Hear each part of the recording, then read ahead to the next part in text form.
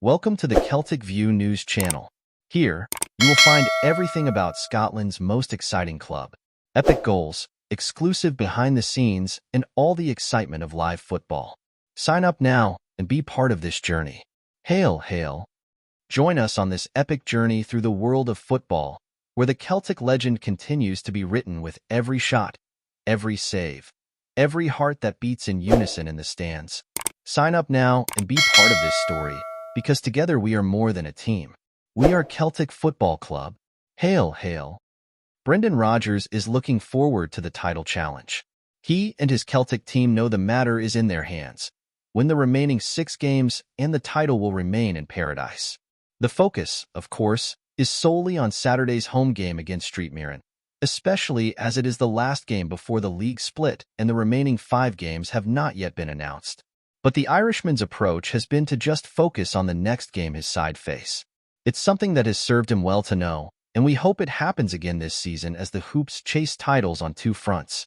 Speaking ahead of Saturday's game, the Celtic manager said, "It's exciting, but just going into every game and we're excited about it. It's really bringing our great level to the games. We have important players back, working well, and as we showed in the first 55 minutes of the game last weekend, where we were excellent in our football and our intensity and in the true offensive mentality." Brendan, are you a believer in scoreboard pressure, the pressure of the points on the board? Given the game was postponed in midweek, you have a chance to go 4 clear with a win tomorrow?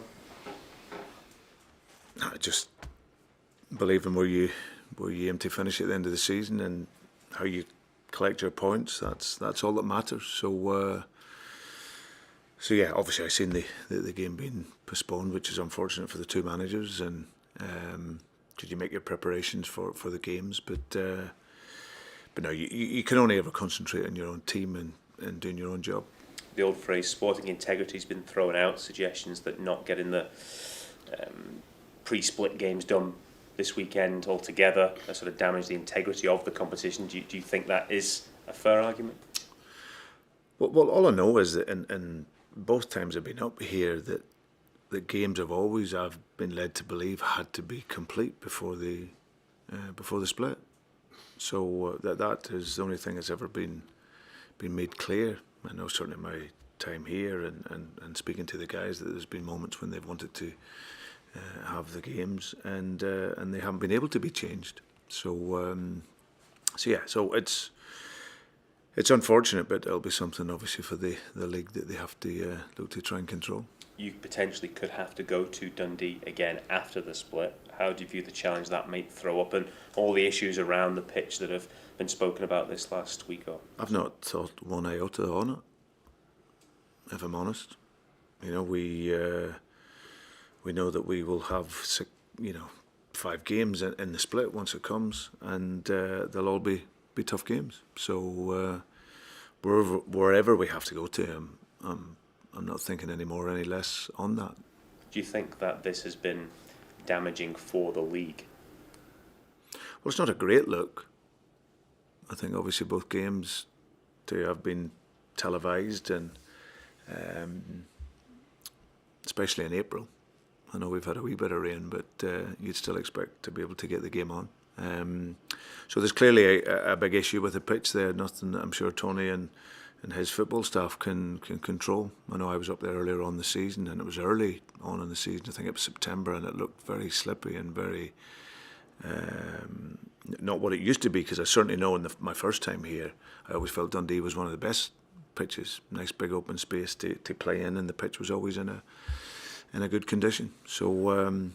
But yeah, it doesn't have a good look, and it's something that I've always talked about up here, and is about the standard and standard of football pitches. They have to be at the highest possible level to produce the best football that we can to entertain the supporters, because that's our job. How did Callum come through Sunday's game? Okay. Yeah, he's come through well. We're still clearly managing him. He done absolutely incredible to be available for the game. Because the timeline was beyond Rangers, but he'd worked so hard. He wanted to put himself out there, and he'd only trained a few days coming into the game, and So I think that this week has been another good week for him, but we just have to manage it. He's not out of the woods at all. We just have to manage where he's at. But just seeing him in training this morning there, he looked very good. But it's also recognising that he'd been out quite a long time. You know, no matter who you are, if you've missed virtually 5 odd weeks of training, and you're not obviously going to be at your best level football fitness wise. But this week he's showed up very well. Dyson made a suggestion he's got an injury. Can you give us clarity? Yeah. Well, we got a few. We got Dyson will miss the weekend, so we just need to see. Yeah, he picked up an injury high up on his hamstring, on his tendon. So we'll have to see where that and what that looks like over the coming weeks. So, but he's certainly not available for the weekend. Liam Scales has picked up a slight strain in his abductor. So the likelihood is that he won't be involved tomorrow. Will that require him seeing a specialist for that, or is it just something you're just going to have to watch? Yeah, something that the medical team will look at, but yeah, we'll see where that goes in the next week or so, and then we'll see whether or understand better whether what inclusion he'll have now between now and the end of the season. Must feel the team's in a good place after Sunday. Yeah, very good. No, I was really pleased with at the time and then coming away and analysing the game logically as well. I thought the integrity of the team, how they played, how they conducted themselves in the game was absolutely fantastic. You know, from the start of the game, really attack minded. We had to go through moments of pressure, and that's when you really got to dig in and bite on the gum shield then and take it. And we did that very, very well, and then came through that and looked like we could win the game. So yeah, I was so pleased, because I always maintain it's the hardest place to go if you're a Celtic player and you go to Ibrox, and especially with no supporters. So to go there and deliver that performance that sort of highlighted lots of really good parts of our game with and without the ball, and knowing that we've got some difficult fixtures, but certainly when that fixture comes around again, the energy of 60,000 people, what that'll give us at home, then yeah, I think we're in a really good place. A couple of off-the-pitch incidents, the bottle getting thrown at Matt, coins in the dugout, how concerning is that?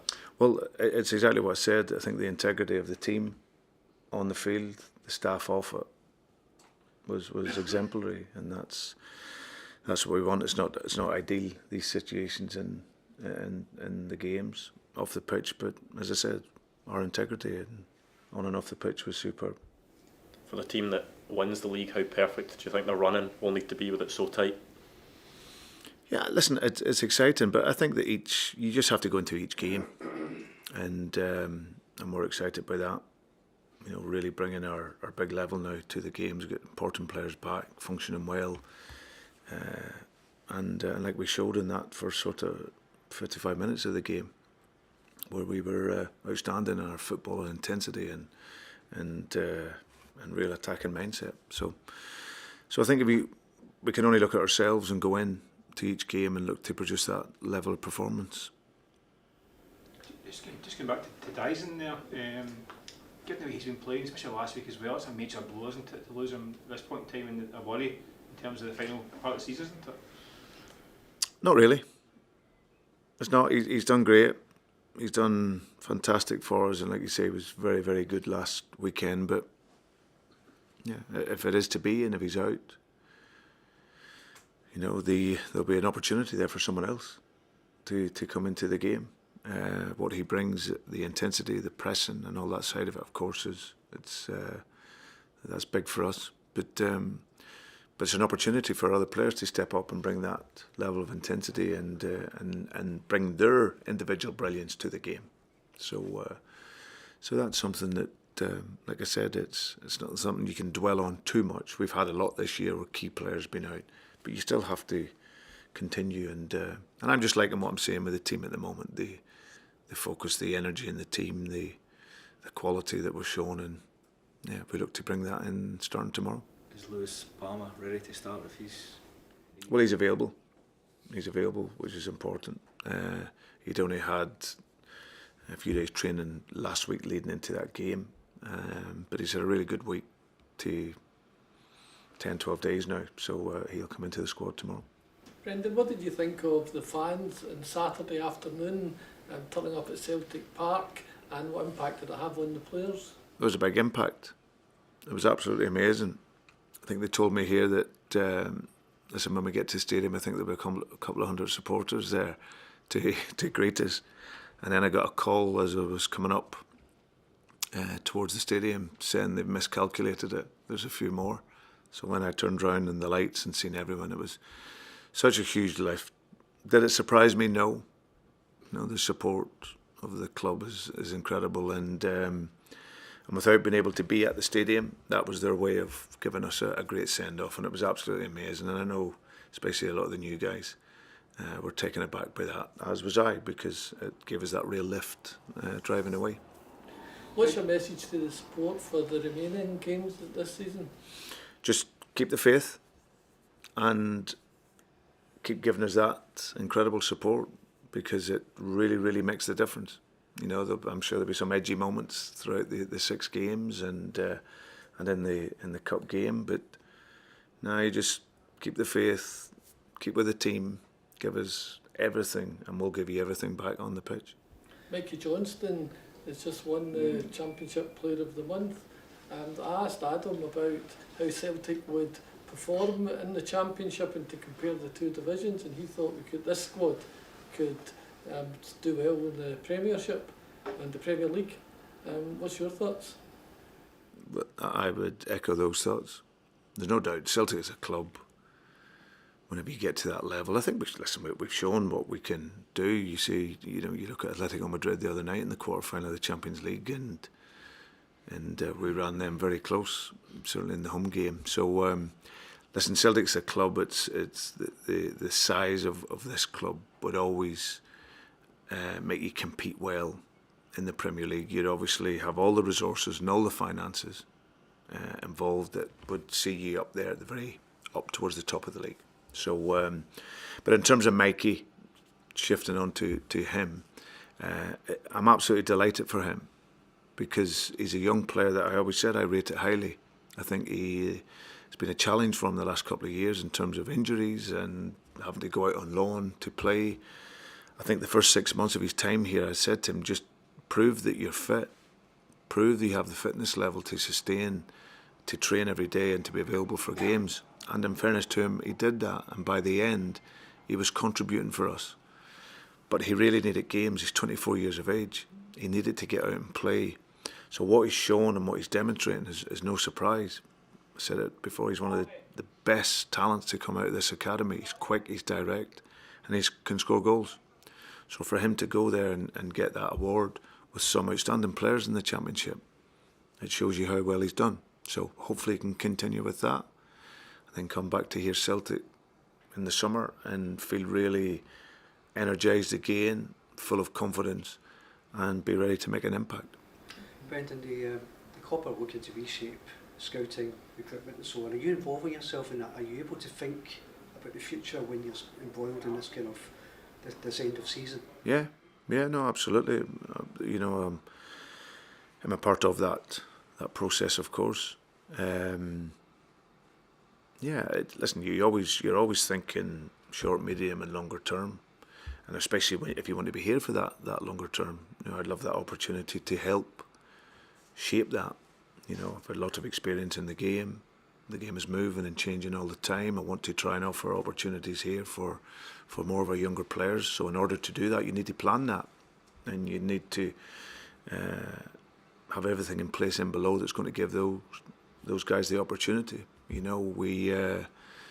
need to take greater focus on our loan players. We'll have someone in a role that will come in and work specifically on that, and working with those young players and other players that are out on loan, and helping that pathway into the first team be clearer. So yeah, I'm very much a part of that. Is it coming closer to making some appointments? Yeah, we still have some very, very good staff, here that are working. We've got some staff that we're looking to bring in already behind the scenes. So and that will continue, but we don't go shouting about it. will tell you, and then it will be done. But there's a lot of work going on behind the scenes in order to do that. Any thoughts about Adam Media's long-term future? He's obviously had a great impact to his career. Yeah, I'm delighted for Adam. He looks like he's loving his time here and enjoying it, and I communicate regular with him. And the whole idea was obviously to get through to the end of the season and bring him here, and I felt that his impact could really not only help the team but help the other strikers here. And I think it's no coincidence that Kyoko's game has gone to another level again with that competition of bringing Adam in.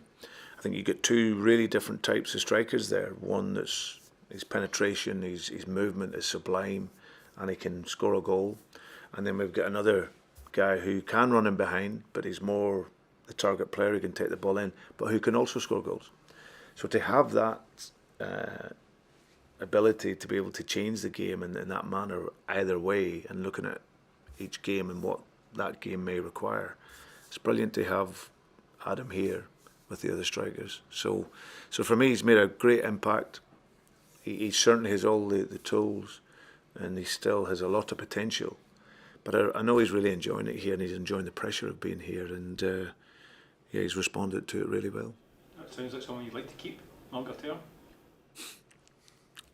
Listen, that's the player was available for loan, and he's come out to here. He's enjoying his time, and come the end of the season, we'll sit down and we'll see where we're at and take it from there.